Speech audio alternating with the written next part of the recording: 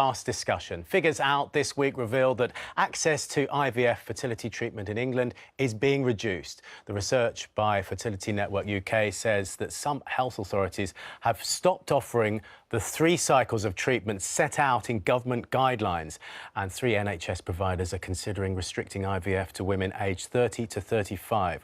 Well, the technique fertilises eggs outside the womb and then implants them back again.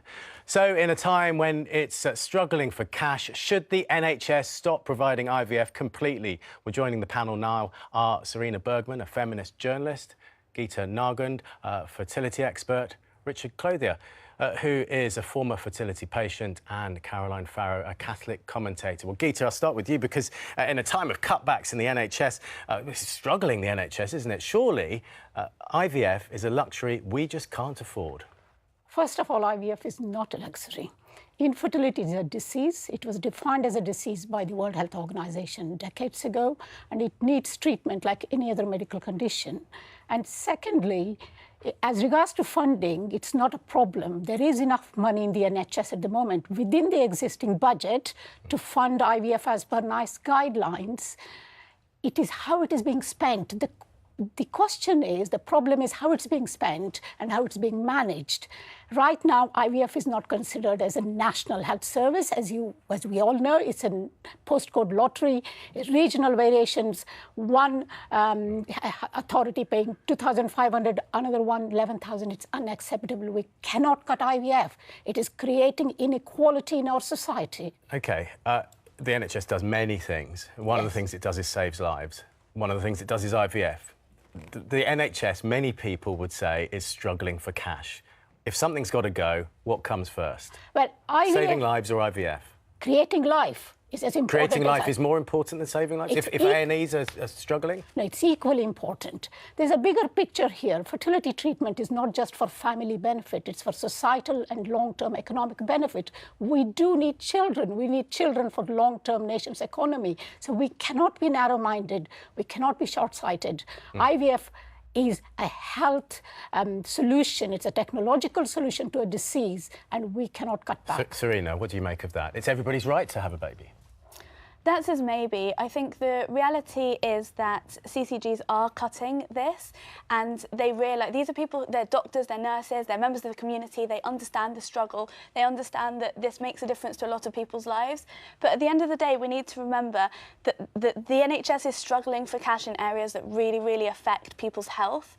And while I understand that IVF is so important to some people, the reality is, and with all due respect, we don't need more children. There are a huge number of children. It affects people's health when they can't have children. We'll ask Richard in a minute. I absolutely accept that, and we need more support for people with mental health issues, whether that's because they can't have children or for other reasons. That's very necessary. And we also need to reframe the idea that having a child and having it biologically is something that everyone should do in order to lead a happy life.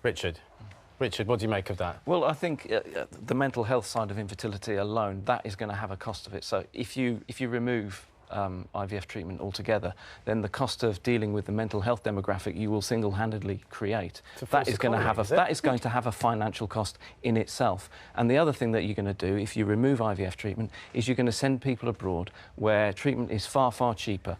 But it's not. Is it the right of everybody to have a baby, and is it the NHS's role to pay for it? I think it's the right to try. I think it's the right to have a choice. Does the NHS have a responsibility? I think the NHS does have a responsibility for it, because everybody has health events of some sort. It's just everybody's are different. Now, mine was infertility, and the NHS wasn't there for me.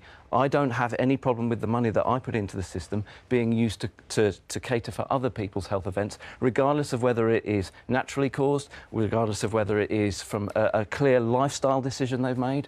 I don't have a problem with that. Caroline, if IVF isn't on the NHS for free, then surely just rich people will be able to do it. Well, the role of the NHS is not actually to get involved in sort of social engineering to make things fairer for rich people or for poor people. But actually, I do have some sympathy with both Geeta and Richard's point about the mental health impacts on of infertility. I'm mother of 5 children, and I know that it's very easy for me to sit here and pontificate about why IVF should not be available on the NHS. But actually, when we look at what IVF does, it doesn't solve the underlying issue of infertility. It offers, for some people, the hope of a sticking plaster.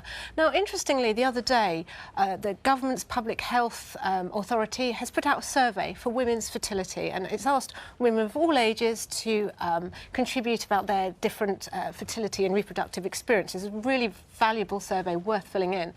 And one of the things that it doesn't mention is something called natural fertility awareness, and that is a woman monitoring her cycle, not just noting when her period is or how long her cycle is, but the various biological markers. And there are quite a few people who have managed to conceive successfully when they've been... Many people who can't. But the NHS is not at the moment helping with that at all. It is not. Women's fertility, the NHS treats women's fertility as if it is a problem that has to be stopped because people don't want to get pregnant. And then suddenly you decide that you want to have children, and then suddenly you're faced with this at the last minute. Goodness, I'd like to have children. You know, this isn't happening. I'm not conceiving. Perhaps it's because... With that attitude, if people who smoke have lung cancer, you'd say, well, you're on your own because you smoked. That was your decision, and you did that for years. Well, no, absolutely not. Because the thing is, when you've smoked, and you know, this isn't about deserving and undeserving. Okay, so this is why we mustn't take this attitude. When you've smoked, you know, you've actually contracted a life-threatening disease, and you need treatment. And presumably, if you've smoked, you've put in a lot of money through your taxation on cigarettes towards the NHS. And it isn't to do with who's contributed and who hasn't contributed, but what is the best use of funds? You know, is creating life the best use of funds, you know, and I think actually... If it makes people happier... Emma's got a guest who might be interested in that. Yes, I do. Someone in a very different position, because joining me now is Jessica Hepburn, who had 11 rounds of IVF, which unfortunately haven't been successful. Jessica, good morning. Just to paint a bit of a picture for your situation, you were in your mid-30s when you found you were struggling to have children. You didn't go through the NHS, you funded it privately. Why was it so important for you? I just think having a baby is something that we all think is a given. You know, we know that we might not have everything in life, but I think we assume that we are going to be able to have a family. And when that's denied to you, it's exceptionally hard, and it affects your... I mean, it affects everything. It affects your self-esteem and your relationship with your family and friends and your partner and how you feel about work. And that is certainly why I went to such extremes, and we were diagnosed with unexplained infertility, and as many people are.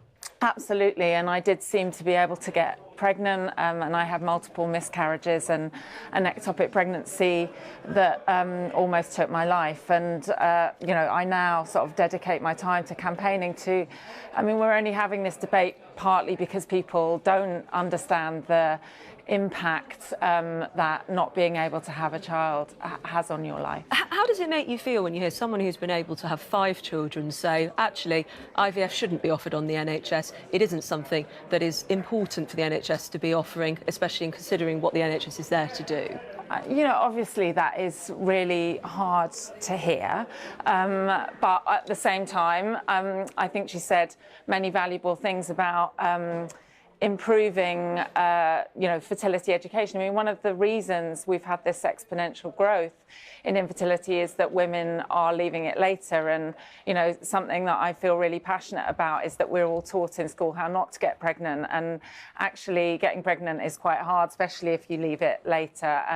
And you know, we haven't created the conditions to enable people to have families at the biological optimum age. And I think, you know, before we eradicate IVF on the NHS, perhaps we need to do more about that. And this is a growing issue. And yes, exactly. Well, we will pick up some of these points. Jessica Hepburn, thank you for sharing your story this morning. We appreciate it. Not easy. Sean? Yeah, well, Serena, it affects relationships, it affects work, friends, everything. It affected that lady in every aspect of life. What is wrong with giving women the chance to try? The problem is as the lady mentioned, we perceive infertility as being denied a family. This isn't the case. And when you provide IVF on the NHS, and at the same time you're not giving support to people who want to go down other routes, such as adoption, for example, or entering fostering, or giving them the emotional support that they need to be able to reframe the idea of what a family is and what leading a happy life is, then you end up in horrendous situations where people are paying for 11 rounds of IVF to its extreme But that financial... shows the desperation. That shows how desperate people are. It may not be something that you feel, but it is a feeling that many couples feel. Absolutely, and I think those feelings are very, very valid, but I don't think that the NHS should be funding the solution to those feelings, and I don't think that the solution is IVF. How do you feel about that? Well, I think you can't overstate the mental health impact of infertility, and I think if there's such a delta between what some parts of the country are paying, like from 2,000 to 11,500, you know, there's so much more that can be done there with that pot of money. And, you know, what is the value of making people, taking them from having... You know, it doesn't work for everyone, but for those it does. What is the harm? What is the financial return of spending a little bit of money on taking somebody from having serious mental health issues to being happy? What's the financial return on Let's that? give people at home a say. Emma's and they are getting in touch. Duncan says, we're 25 weeks pregnant, having had IVF via the NHS. It's a hard enough process to go through without having the financial pressure on top. Congratulations to you and your partner. But Anne says the NHS should be treating the sick. Being unable to conceive isn't life-threatening, so why should we pay so that someone can have a kid, so that them and their friends can coo over it? But Rebecca says infertility is a medical condition like any other, and if receiving IVF is a cure, then the NHS has a moral duty to help with it. It should be available for anyone that wants it. Sure. I'm going to give the final word to Geeta. What do you want the NHS to do? I would like the NHS to place a cap on the price of IVF, to have a national price. It's one price everywhere. It's a national problem, needs a national solution so that we can fund more cycles within the existing budget. 3 rounds? 3 rounds. There is money in the budget. It's not a funding pressure. It's how it's being spent. We need to address that, and we can address that. And we should do that as a priority rather than talking about cutbacks. And fertility is not just a woman's problem. It's a man's problem as well. 50% of IVF is done for male infertility.